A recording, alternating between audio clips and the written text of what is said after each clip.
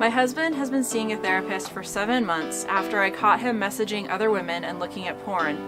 He says he isn't doing any of that anymore, but how can I trust him? I haven't seen anything suspicious when I've checked his phone, but I'm still really worried. It makes sense that you're having a hard time with this right now.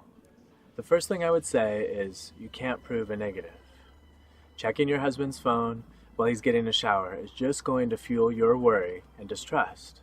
And it's not actually going to prove anything because you're always going to wonder if you missed something or if your husband really isn't looking at porn. And either way, you don't know if he's doing the deeper work or not. What's more important is to look for what we call second-order change. It sounds like a big concept, so let me explain with some basic examples. First-order change is surface level. For your husband, first-order change would be not watching porn or messaging other women. Don't get me wrong, first-order change is very important and it's a very difficult process. But for long-term recovery, and to show you that things are really different, he needs something deeper.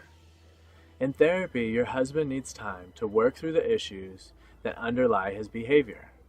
For example, many men have to address childhood trauma and learn how to handle their emotions in a healthy way. Once this deeper transformation begins, you'll start seeing the second-order change. Changes like your husband being less defensive when you ask about his day, taking a more involved role in your family, or even getting less angry while driving.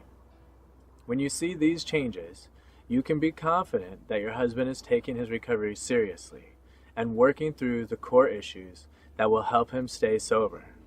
And that's what you really need in order to rebuild your relationship.